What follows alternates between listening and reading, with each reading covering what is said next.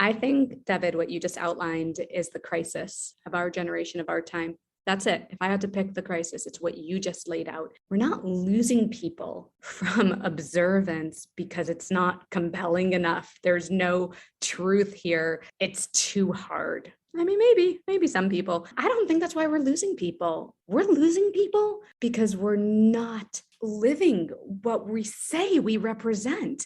When it gets really hard, when your entire organization is at risk of being exposed, where do you stand in that moment? Where is your leadership? Where is our leadership? I say your, but that's not even right. It's a challenge for all of us. But everybody is watching. People are watching. And when institutions think they're going to just make a problem go away, they've expanded that problem exponentially. And I think if we don't begin to really deal with this issue with integrity, be able to look in the mirror, do a true cheshbon hanefesh, and say, where have we gone wrong? And then follow exactly what is laid out for a public tshuva from the Rambam. If we can't do that, then we have nothing and we will lose the future generations. Now I'm ready to talk about how we make it better. No, that is literally, it's because of you, frankly. I came into my dissertation talking about crisis, and I want to talk about crisis on the organizational level. And I looked at you, I said, you already wrote about the primary victims. You already wrote about how to deal with direct victimhood, which is your article in Tradition and all of the work that you're doing now. I needed to carve out a space for myself that had not yet gotten the dissertation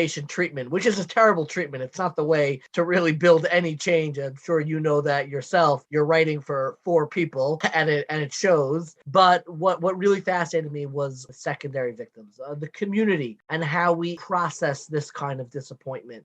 And how could we heal from this kind of disappointment? But we've spoken a lot about the disappointment. We've spoken a lot about what makes it hard. Tell me a little bit, how is it easier in some ways? Well, the research tells us that one of the factors impacting resiliency when a child has been abused is their connection to spirituality. And that's really profound, right? Because even in instances when spirituality or religion have been intertwined with the abuse, still spirituality can become a healing factor and an important component in resiliency.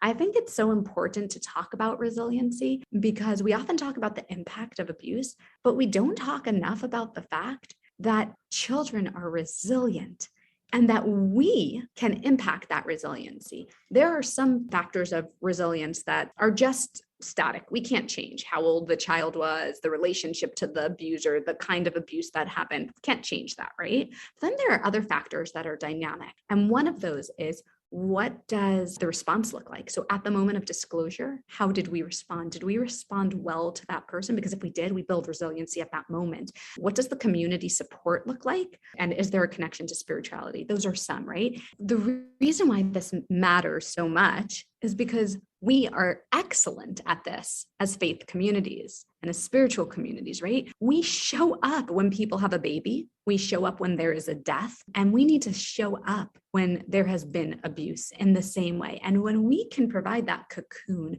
of support when such harm has happened, when we can stand with victim survivors and just offer them compassion that this is not their problem, but all of our problems to hold, that is a way that we can make an impact that is different. That is where our spirituality helps.